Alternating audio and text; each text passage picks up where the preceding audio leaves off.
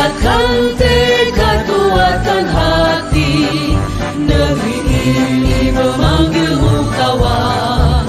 Belajar bergerak berbagi untuk negeri, guru penggerak majukan pendidikan.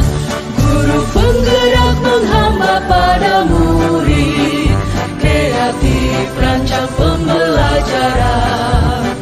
Hargai potensi, tingkatkan prestasi, lahirkan profil pelajar Pancasila.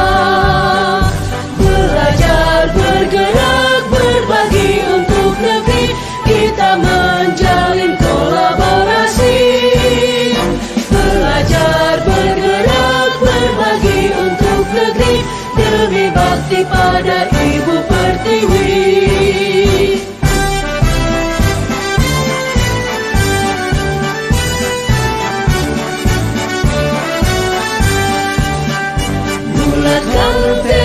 Bismillahirrahmanirrahim. Assalamualaikum warahmatullahi wabarakatuh. Waalaikumsalam warahmatullahi wabarakatuh. Alhamdulillahirabbil alamin wa bihi nasta'in wa ala umuri dunya waddin. Wassallallahu alaihi wasallam la nabiyya ba'da amma ba'du. Puji syukur senantiasa kita ucapkan di hadirat Allah Subhanahu wa taala yang telah memberikan limpahan karunia sehingga kita dapat berkumpul di sekolah yang kita cintai ini. Tak lupa selawat beriring salam kita aturkan kepada junjungan Nabi Muhammad Sallallahu Alaihi Wasallam. Yang kita hormati Bapak Kepala Sekolah SD 25 Payakumbuh, dan yang kita hormati Ibu Majelis Guru dan Karyawati SD 25 Payakumbuh. Susunan acara pembukaan destinasi pengimbasan praktik baik di sekolah. Sebelum acara kita mulai, marilah kita buka acara ini dengan membacakan basmalah. Bismillahirrahmanirrahim. Acara selanjutnya menyanyikan lagu Indonesia Raya. Kepada hadirin kita persilakan untuk berdiri. Yang akan dipimpin oleh Ibu Risdawati Halim. Kepada Ibu Risdawati Halim dipersilakan.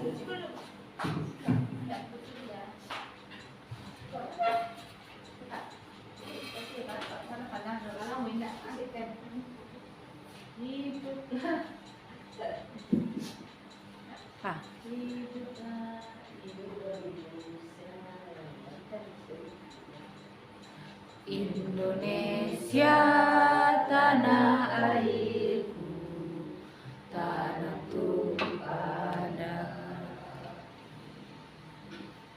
Di sanalah aku berdiri, jadi pandu ibu. Indonesia kebangsaan, bangsa dan tanah airku, marilah kita berseru Indonesia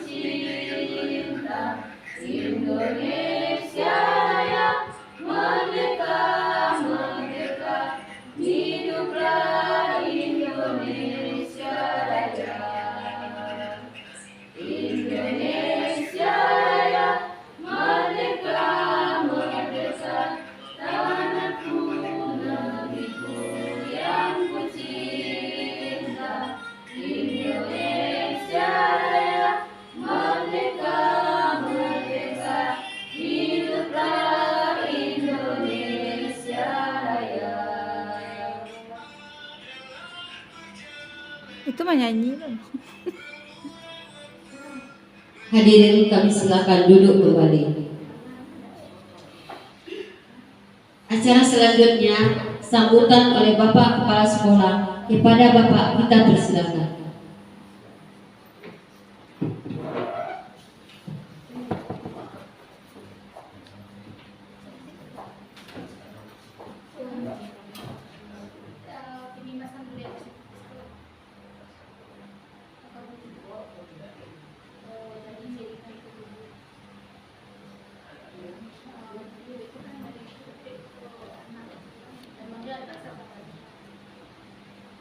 Assalamualaikum warahmatullahi wabarakatuh. Waalaikumsalam warahmatullahi wabarakatuh. Hormat Bapak Ibu Majelis Guru SD Darul Ulama Umum yang hadir pada kesempatan ini. Pertama marilah kita mengucapkan alhamdulillahirobbilalamin. Alhamdulillah. Sebagai rasa syukur kita kepada Allah karena pada saat ini masih kita sehat dan dapat hadir mengikuti acara daripada Ibu Guru Bergerak. Lima balen ya. Dengan mengucapkan Allahumma shalli ala sayyidina Muhammad, kita berselawat pada Nabi besar Muhammad sallallahu alaihi wasallam. Bapak Ibu Guru, pada kesempatan ini Ibu Guru Bergerak Astiti dan SPD melakukan kegiatan pengibasan praktik baik. Maksudnya di sini Bu Diti ini bagaimana mengimbaskan praktik baik yang dilakukan yang dipelajari di pelatihan guru bergerak sehingga mengimbas kepada kita nantinya muaranya mungkin pada anak didik. Bagaimana kita membiasakan praktik baik dan yang diikuti dalam kegiatan belajar mengajar baik itu di kelas maupun di halaman nanti. Pada kesempatan ini Bu Titi, kami guru SD Darul Ulama senantiasa memperhatikan, senantiasa menerima dengan senang hati apapun yang diberikan sebagai berbagi pengalaman dalam menghadapi tugas mengajar dan didik siswa kita, sehingga nanti siswa ini sesuai dengan yang kita harapkan. Kemudian lagi Bapak Ibu Guru selamat mengikuti acara ini dengan sungguh-sungguh. Mudah-mudahan ada manfaatnya bagi kita bersama dan kita ambil yang positif. Demikian saja yang dapat disampaikan. Selamat mengikuti kepada Ibu Titi, berikanlah yang terbaik untuk kami semua.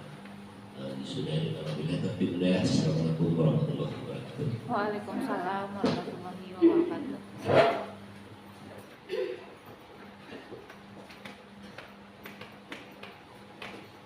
Acara selanjutnya, marilah kita dengarkan penyampaian materi diseminasi budaya positif di sekolah yang akan disampaikan oleh Ibu Titi Astiti Yuniarti. Kepada Ibu kita persilakan.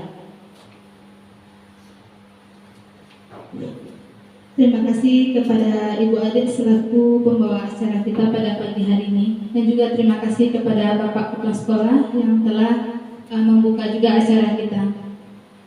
Hari ini adalah hari tentang pengimbasan budaya positif di sekolah. Jadi ini adalah ilmu yang saya dapat ketika masih menjalani CGP ini. Begitu juga dengan sekarang. Nah, bagaimana yang ilmu yang saya dapat ini nantinya bisa kita juga laksanakan di sekolah kita. Tidak hanya saya saja yang mendapat ilmu ini, tapi kita semua nantinya juga bisa melaksanakannya. Di sini bisa kita lihat ada aksi nyata modul 14 budaya positif di sekolah. Saya akan memperkenalkan dulu. Yang pertama sekali mungkin Bapak Ibu sudah tahu, yaitu PP atau pendamping saya Ibu Lindawati.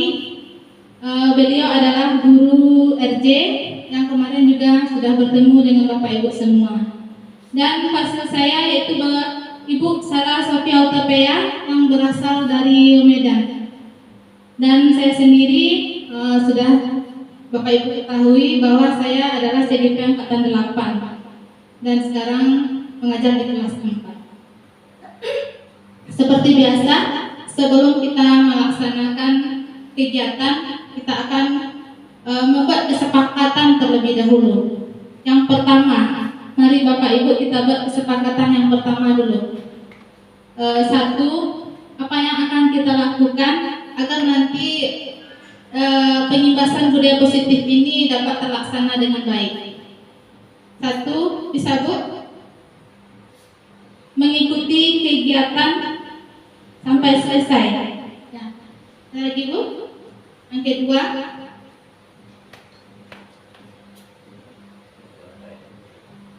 Bapak? Oke, kalau belum mengerti. Oke. Ada di sisi tanya jawab. Memberi kesempatan untuk bertanya. Ya, memberi kesempatan untuk bertanya. Yang ketiga, atau sudah cukup 2 Bu? Lah. Udah. Mengikuti dengan serius. Yang ketiga, mengikuti dengan serius. Oke, cukup 3 kesepakatan kita ya Pak ya. Ada tambahan ya Pak? 3S. Serius santai selesai. Oke. Kata Bapak kita 3S. Serius, santai, selesai. Ya, mudah-mudahan ya Pak ya.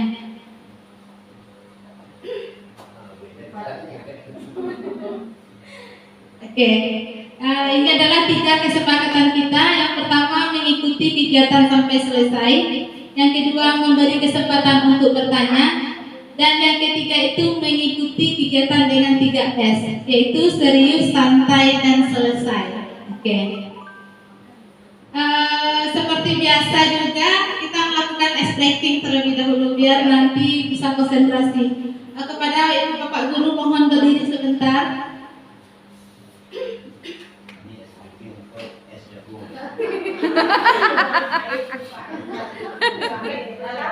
untuk es jagung.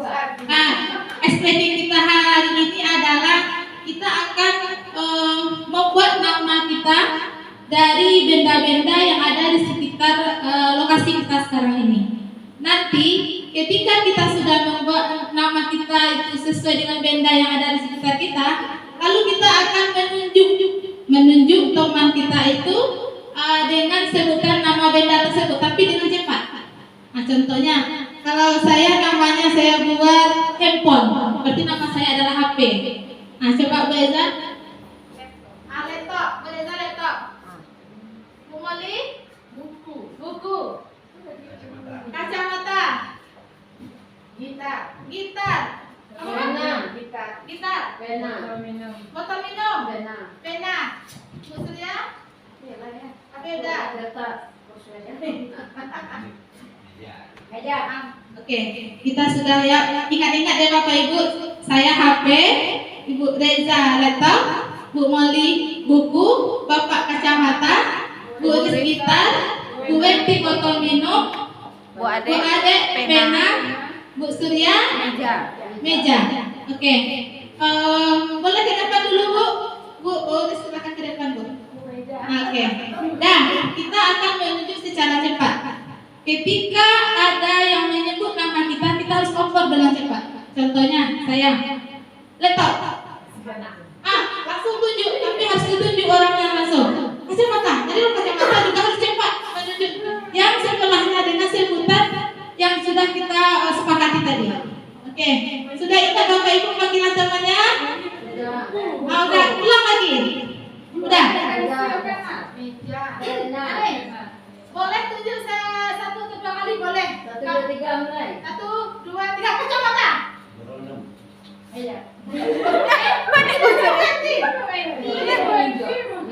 Konsentrasi ya. Ulang lagi. Mulai. Oke, 1, 2, 3 laptop. Kacamata. Meja. Kursi.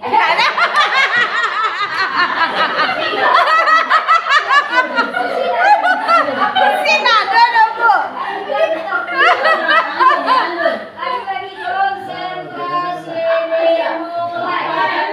Pena. Botol minum. Botol minum. Bu Buku. Bapak kasih kurang konsentrasi ya. Oke. Kita mulai lagi. Mulai 1, 2, 3. Kita. Mega. Kursi.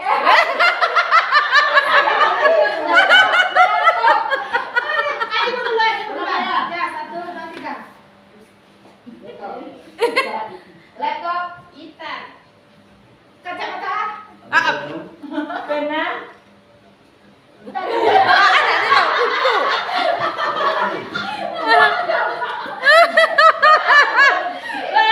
Masih ya.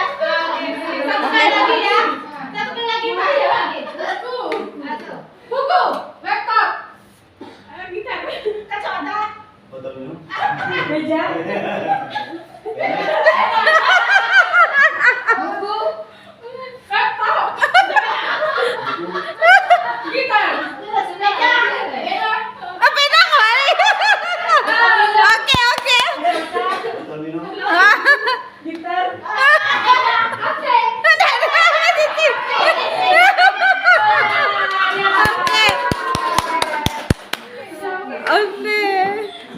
Terima kasih kepada Bapak Ibu. Nah, ini adalah salah satu ice breaking nanti yang bisa kita laksanakan kalau di kelas, kalau pembelajaran kita sudah terlihat membosankan oleh anak-anak kita. Jadi nanti bisa kita bermain nanti untuk meningkatkan konsentrasi. Ada beberapa rancangan yang saya lakukan untuk membuat aksi nyata ini. Yang pertama, latar belakang. Latar belakangnya, murid tidak suka peraturan karena selama ini jika mereka melakukan pelanggaran maka akan mendapatkan hukuman dan cenderung mempermalukan dirinya. Jadi ini latar belakangnya aksi nyata ini saya lakukan. Karena seperti yang kita tahu, siswa kita itu sangat tidak suka sekali dengan aturan. Ketika mereka melanggar aturan, mereka merasa malu. Tetapi ketika mereka melaksanakan, itu terasa berat bagi mereka. Itulah latar belakangnya bagi saya untuk membuat aksi nyata ini. Yang kedua, tujuan aksi nyata. Tujuannya menciptakan murid yang merdeka dan disiplin diri yang kuat. Lalu menumbuhkan budaya positif di sekolah. Jadi nanti tujuan aksi nyata saya ini ada 2. Dan nanti akan saya jelaskan lagi di slide selanjutnya. Tolak ukur. Tolak ukurnya di sini adalah terbentuknya keyakinan kelas melalui kegiatan kesepakatan kelas yang dilakukan wali kelas dan siswa. Lalu siswa mampu menerapkan dan menjalankan keyakinan kelas yang telah dibuat.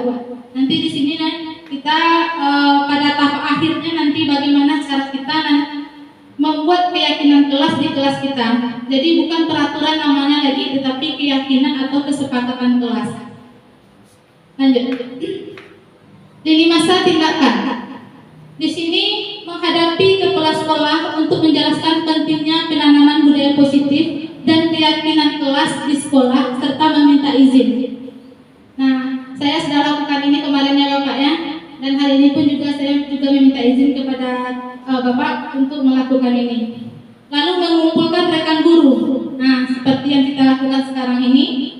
Dan berkoordinasi dan berkolaborasi dengan wali kelas untuk membuat keyakinan kelas.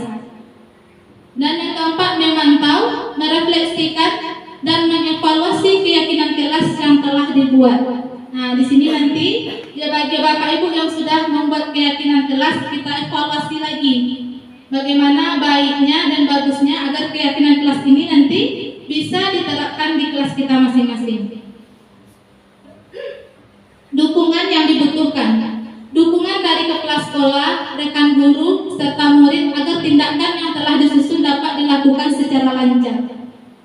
Dan sarana prasarana untuk menumbuhkan budaya positif di sekolah, serta orang tua dalam melakukan budaya positif di rumah.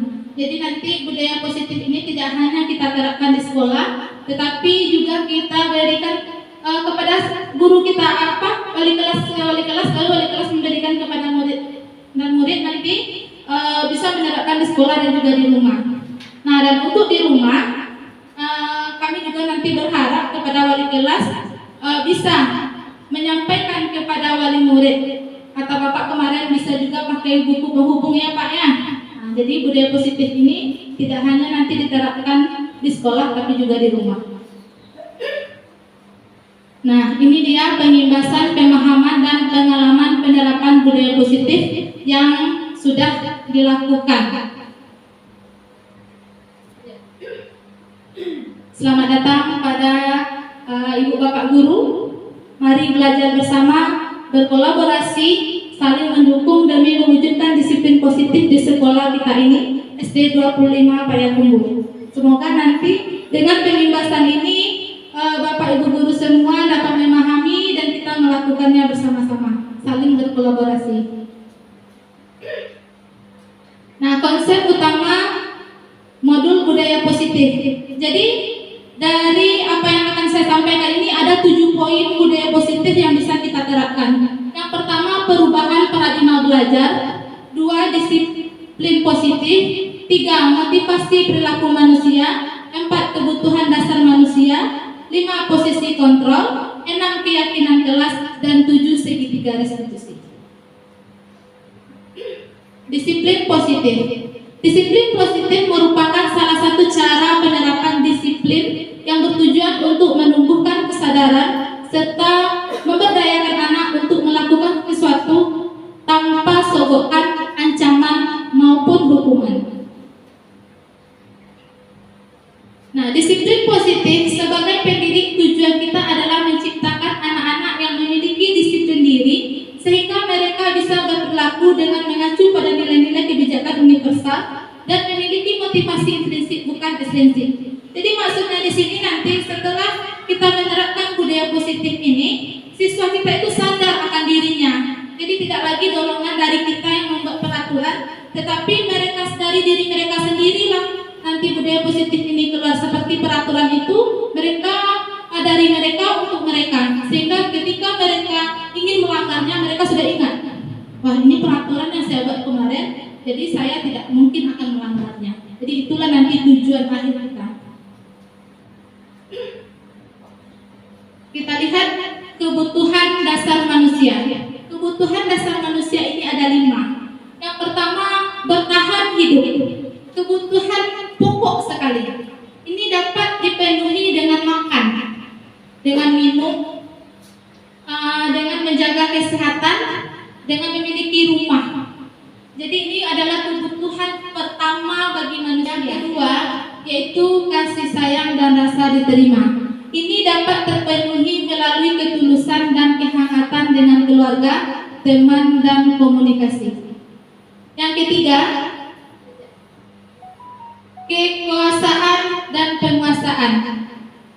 Nah, kebutuhan ini berhubungan dengan kekuasaan untuk mencapai sesuatu. Di sini dapat terpenuhi dengan hobi, bekerja, maupun tugas. Dan yang keempat, kebebasan. Kebebasan ini dapat terpenuhi ketika kita liburan. Mungkin ini. Dan yang kelima itu adalah kesenangan atau adalah kebutuhan untuk merasa senang. Ini kebutuhan untuk mencari kesenangan, bermain dan tertawa. Perlu saya sampaikan, kenapa saya tampilkan kebutuhan dasar manusia ini? Ketika siswa kita melanggar peraturan di sekolah, berarti ada salah satu dari 5 kebutuhan ini yang tidak terpenuhi. Misalnya, ada siswa kita ini di sekolah itu atau di kelas itu yang selalu minta perhatian sama kita. Kadang minta buka botol minum, kadang dia pinjam pensil, kadang dia punya, kadang dia ngerengek-rengek. Berarti ada salah satu kebutuhannya, misalnya kasih sayang. Mana tahu anak kita ini di rumah karena orang tuanya sibuk bekerja, akhirnya mereka merasa terabaikan, kurang kasih sayang. Nah, di sekolah mereka mencari perhatian kepada kita. Nah, jadi Bapak Ibu guru nanti jangan salah kaprah itu. Berarti anak kita kurang, ada yang kurang dari kebutuhan dasar manusia ini. Kenapa? Karena kita harus memiliki kelimanya. Nah, iya. Sekarang mungkin kita pada yang nomor 4 kayaknya kita kekurangan sekarang. Kebebasan, yaitu kebutuhan yang dapat terpenuhi ketika kita liburan.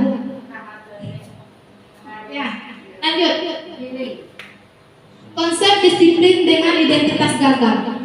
Nah, ada disiplin ini, kenapa dia dianggap gagal?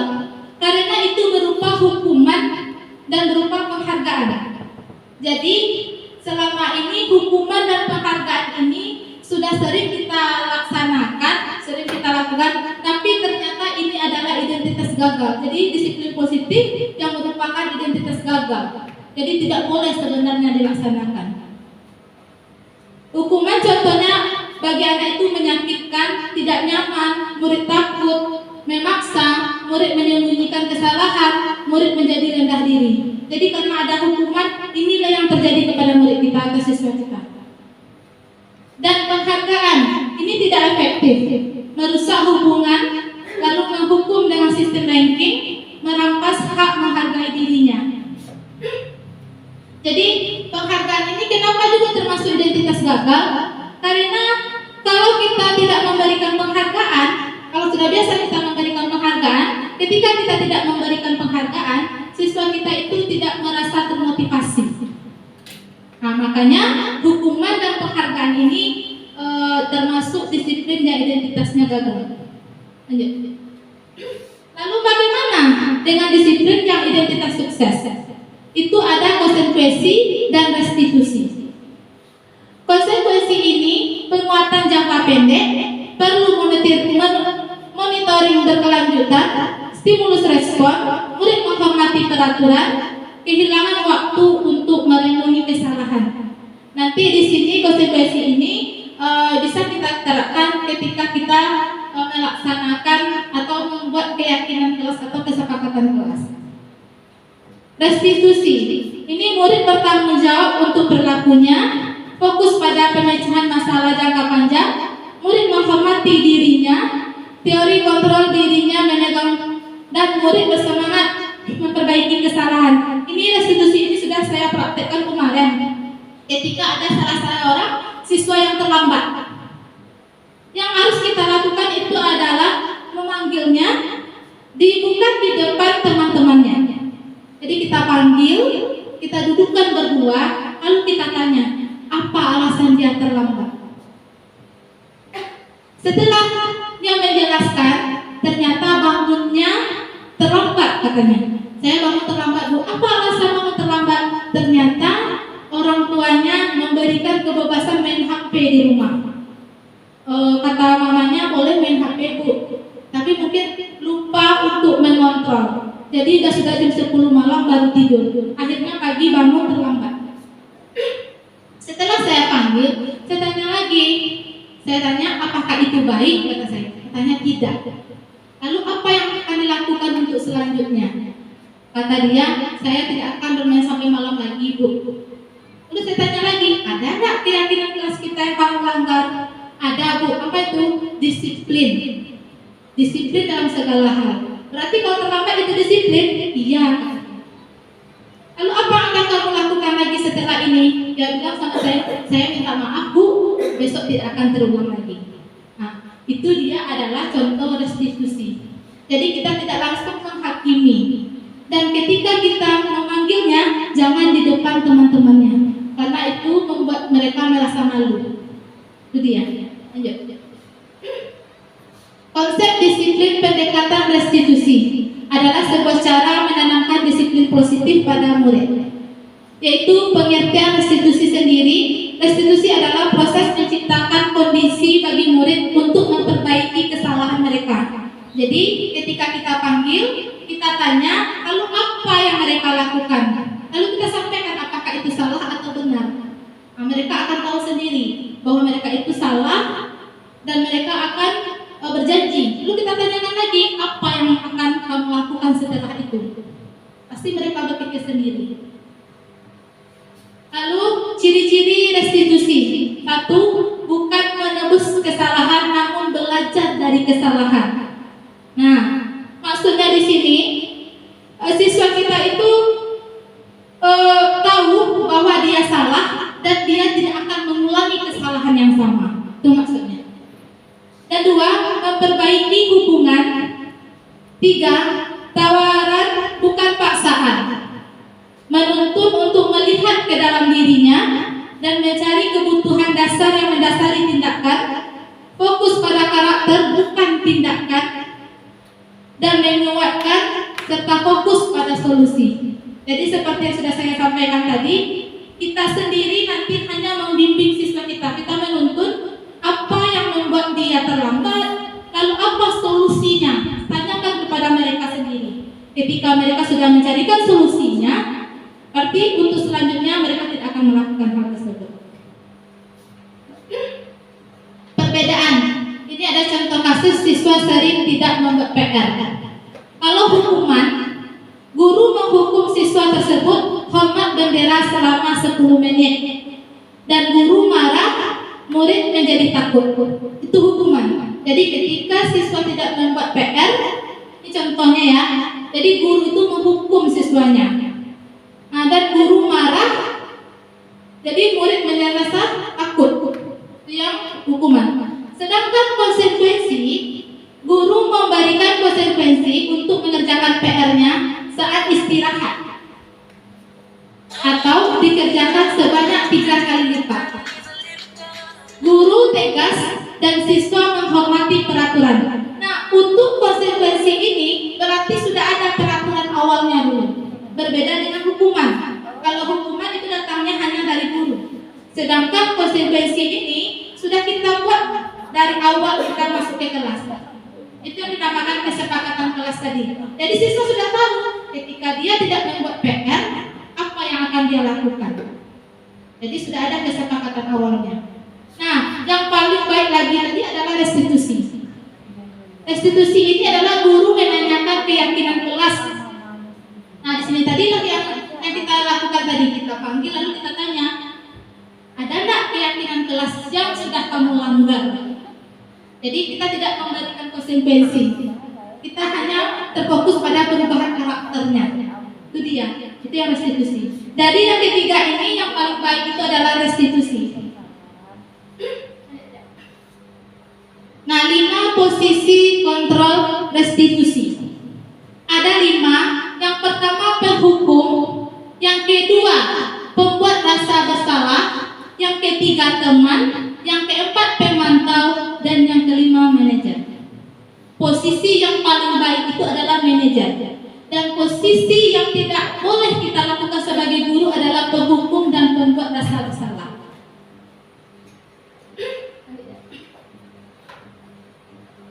Contoh penerapan 5 posisi kontrol kasus siswa tidak memakai atribut lengkap upacara bendera. 1. Penghukum. Nah, ini contoh ya Bapak Ibu, ketika siswa kita ini tidak berpakaian lengkap. Kalau posisi kita pada penghukum, kita akan patuhi aturan sekolah, lalu berdiri di depan barisan. Ini yang sering kita lakukan ya Bapak Ibu.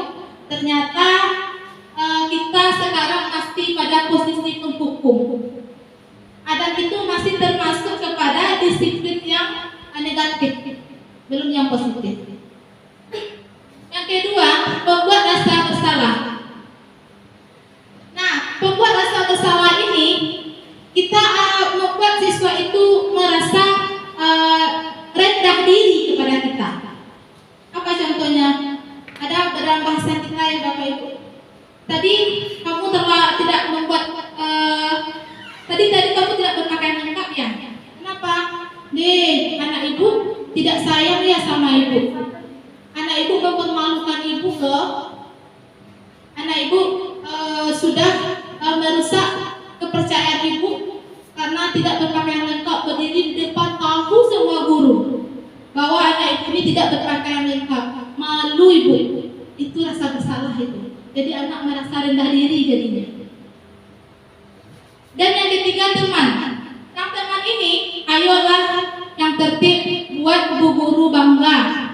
Nah, ini sebagai teman, kita sebagai teman ini sudah termasuk positif, tapi ada sisi tidak baiknya. Kenapa?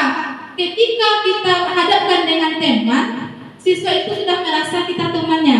Ketika kita tidak membantunya, dia merasa kecewa. Nah, itu kelemahan dari posisi teman. Tapi teman ini sudah termasuk posisi kontrol yang positif. Lalu pemantau. Untuk pemantau, kamu sudah melanggar. Apa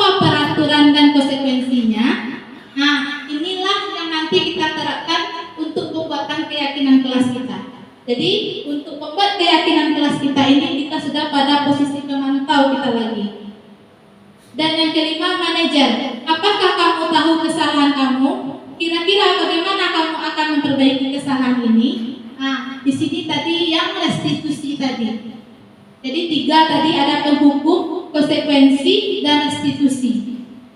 Posisi yang paling baik itu adalah restitusi. Dan kita berharap nanti setelah kita melakukan pemantauan, kita bisa dalam posisi manajer. Ini keyakinan kelas. Mengapa keyakinan kelas dan mengapa tidak peraturan kelas? Jadi kalau keyakinan itu, kalau peraturan, kalau mengapa kita memiliki peraturan tentang penggunaan helm pada saat mengendarai roda 2 atau kendaraan motor, lalu mengapa kita memiliki peraturan tentang menggunakan masker dan mencuci tangan setiap saat?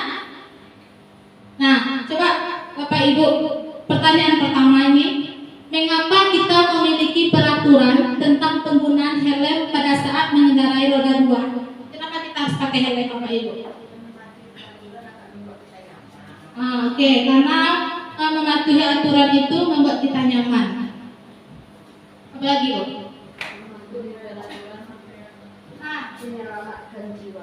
Untuk menyelamatkan jiwa. Nah, mengapa kita memiliki peraturan tentang penggunaan masker dan mencuci tangan setiap saat? Ya, untuk menjaga kesehatan. Nah, inilah nanti dasarnya keyakinan kelas itu yang kita berikan kepada anak kita. Kita sampaikan kalau ini kan untuk di jalan. Yang kita lakukan kalau kita pakai helm, ini yang akan terjadi. Ketika kita pakai masker, ini yang akan terjadi. Begitu juga di kelas. Untuk membuat keyakinan kelas, pertanyaan pertama yang harus Ibu lakukan adalah apa yang kita butuhkan di kelas kita agar belajarnya nyaman. Coba tanyakan sama anak kita. Pasti akan keluar, Bu, bersih, kelasnya bersih, Bu. Belum lagi, tidak meribut, Bu. Akan banyak keluar itu. Lalu kita buatkan nanti kepada kesepakatannya.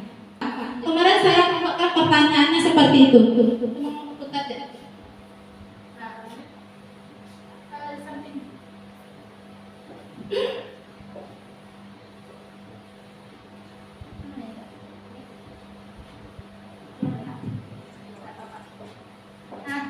Mungkin kurang jelas videonya ya Bapak Ibu. Ini adalah saya menggunakan kertas stick note. Jadi yang saya tanyakan kemarin, apa yang kita butuhkan di kelas kita agar belajar di kelas ini nyaman, kata saya. Banyak siswa saya waktu itu membuat ada yang kelasnya bersih, lalu tidak meribut, lalu ada lagi tidak memotong pembicaraan guru. Banyak lagi peraturan-peraturan yang telah dibuat oleh siswa waktu itu pertama saya baru masuk di kelas 4.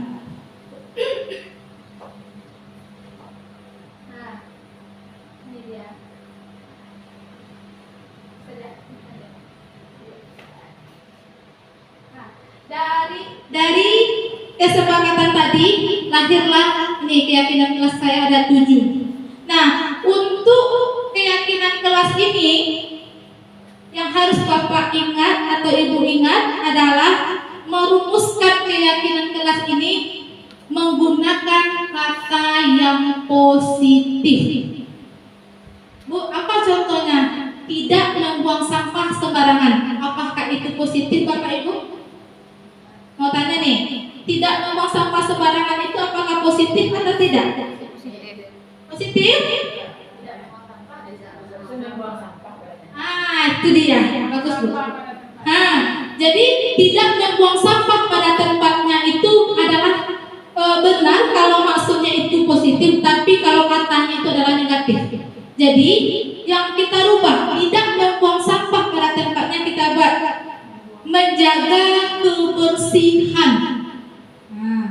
Jadi bisa kita ganti dengan kalimat-kalimat positif lainnya, menjaga kebersihan. Jadi nanti kalau Bapak Ibu sudah membuat keyakinan kelas, periksa lagi apakah keyakinan kelas kita ini sudah menggunakan kata yang positif atau belum. Usahakan menghilangkan kata tidak. Tadi ada katanya, tidak berbicara ketika guru berbicara. Untuk Bapak Ibu, apa kata positifnya itu? Ya, bagus. Mendengarkan guru ketika saat berbicara. Mendengarkan guru saat berbicara atau ketika berbicara. Itu dia. Jadi begitulah cara kita nanti merumuskan keyakinan di kelas kita. Lanjut. Nah, bagaimana bentuk keyakinan kelas ini? Lebih abstrak dari peraturan, berupa pernyataan universal, dibuat dalam bentuk positif, sedikit saja agar mudah diingat, sesuai dengan kondisi kelas dan sekolah agar mudah diterapkan, dan semua warga kelas atau sekolah dilibatkan. Itu yang penting. Jadi untuk keyakinan kelas ini, seperti video tadi, peraturan itu biarkan siswa kita yang berpikir apa yang mereka butuhkan. Jadi dari peraturan itulah nanti yang mereka buat itu kita jadikan menjadi kalimat yang positif, dan baru kita menjadikan keyakinan di kelas kita. Percayalah Bapak Ibu, dengan begitu nantinya siswa kita ini bisa lebih teratur. Saya sudah juga menerapkan di kelas 4, walaupun sedikit susah ya, tapi mereka sudah paham. Saya hanya bertanya seperti ini, ketika mereka jadi berikut, saya bertanya, apa keyakinan kelas kita nak? Tidak boleh beribut Bu. Lalu kenapa kamu beribut? Iya Bu, maaf Bu. Lalu mereka duduk.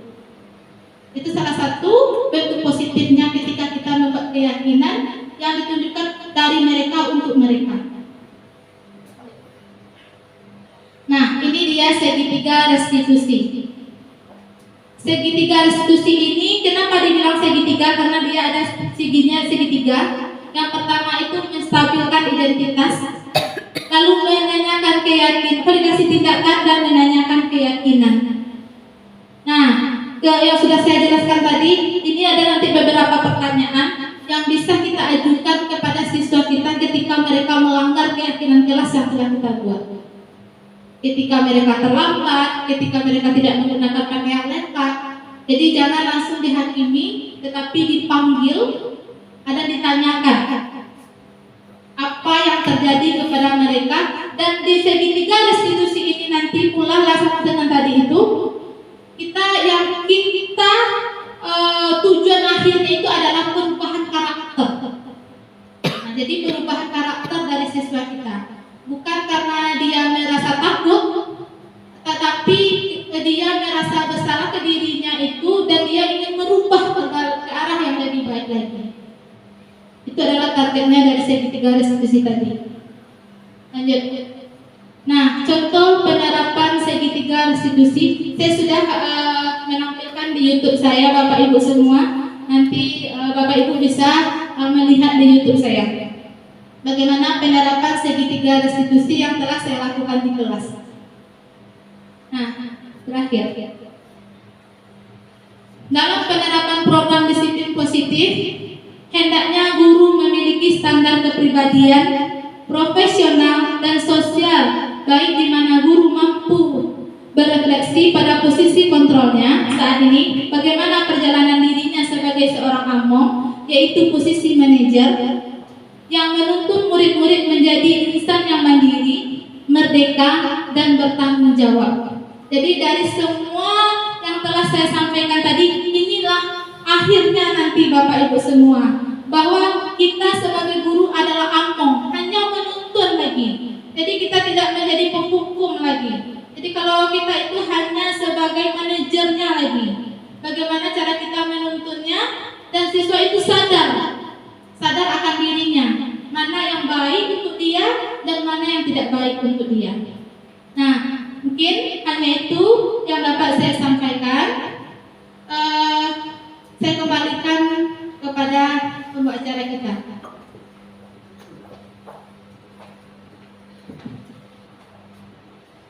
Itulah penyampaian dari Ibu Astiti tentang diseminasi budaya positif di sekolah. Tadi tentang dicontohkan tentang membuat aturan di kelas dalam PBM. Mudah-mudahan apa yang disampaikan oleh Ibu Titi tadi bisa kita ambil dan kita tanamkan di dalam kelas untuk anak-anak didik kita. Secara selanjutnya kita masuk kepada tanya jawab. Kepada rekan guru atau Bapak Kepala Sekolah, kalau ada yang ingin ditanyakan kepada Ibu Titi, dipersilakan. Pas.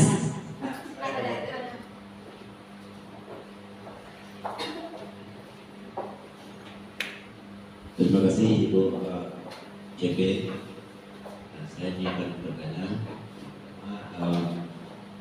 pemaparan yang cukup bagus dari Bu Titi. Nantinya kelas-kelas yang baik dan menghasilkan siswa yang baik.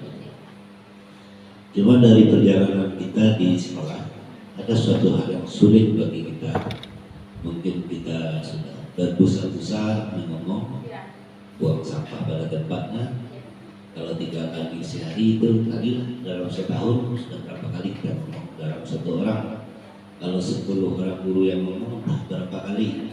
Hingga mungkin telinga siswa ini sudah menganggap radio rusak. Termasuk waktu baca apa berbaris anak kita ini ngomong gitu. Apakah kita bisa pertanyaannya ini itu? Apakah bisa juga dibuat kesepakatan kelas itu menjadi kesepakatan sekolah? Kalau bisa, bagaimana caranya? Terus bagaimana mengukurnya nanti? Karena ini sifatnya banyak, dari kelas 1 sampai kelas 6. Nah, demikian mungkin menangkap banyak pertanyaan. Terima kasih. Assalamualaikum warahmatullahi wabarakatuh.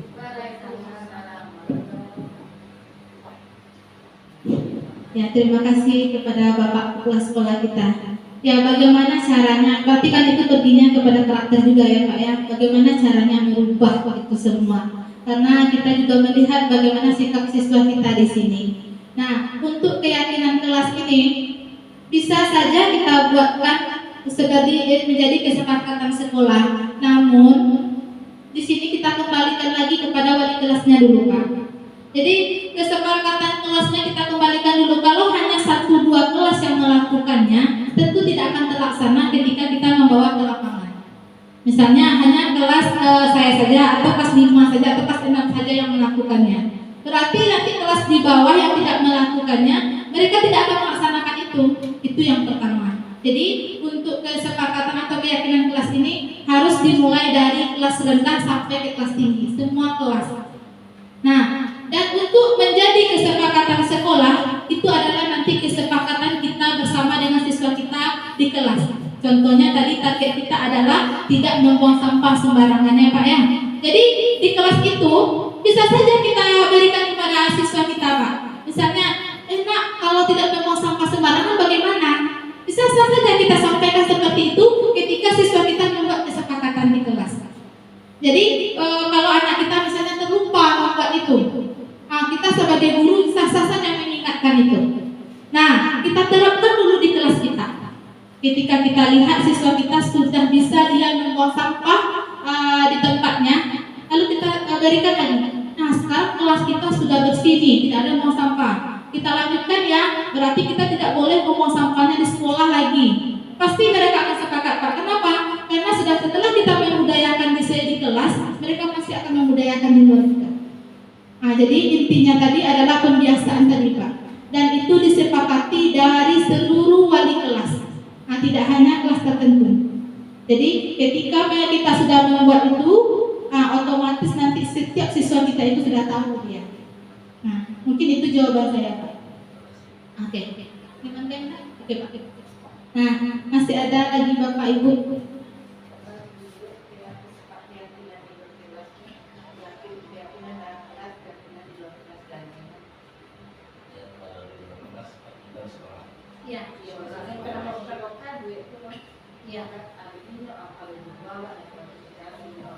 Ya Bu, jadi tadi itulah bukan kalau seandainya kita pengen membuatkan kesepakatan sekolah tadi, kita sama guru dulu berempuk dulu.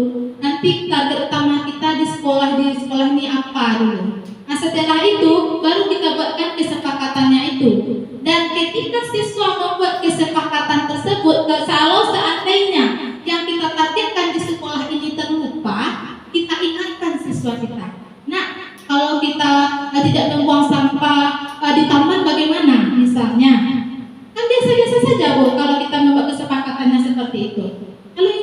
oh iya ya Bu. Kalau kami kemarin ada yang lupa disiplin. Saya bilang, nah kalau kita masukkan disiplin bagaimana? Apa contohnya Bu? Nggak boleh terlambat. Oh iya Bu, nggak apa-apa Bu. Nah, itu adalah salah satu contohnya ya Pak. Jadi kita harus diskusi dulu. Kita mau kesepakatan di sekolah kita ini apa, lalu kita bawakan di kelas kita. Kita ajukan kepada siswa kita. Nah di sanalah nanti akan lahir juga kesepakatan sekolah kita. Mungkin itu jawaban dari saya. Bagaimana Bapak Ibu, ada tambahannya atau ada mau ditanyakan lagi?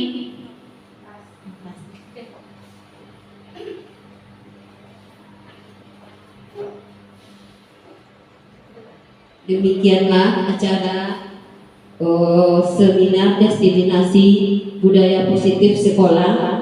Mudah-mudahan nanti bisa kita tanamkan di luar sekolah.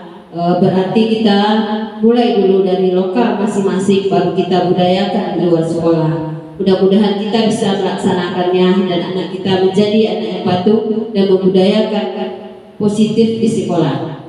Kami sebagai pembawa acara kami sudahi dengan membacakan Alhamdulillahirobbilalamin. Kalau ada salah kata mohon maaf. Wabillahi taufiq wal hidayah. Assalamualaikum warahmatullahi wabarakatuh.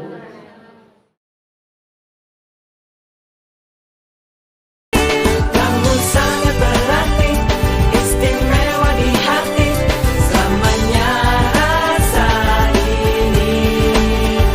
Jika tua nanti kita telah hidup masing-masing, ingatlah hari ini. Kamu sangat berarti, istimewa di hati, selamanya rasa ini. Jika tua nanti kita telah hidup masing-masing, ingatlah hari ini. Kamu sangat berarti, istimewa di hati, selamanya rasa ini. Jika tua nanti kita telah hidup masing-masing, ingatlah hari ini.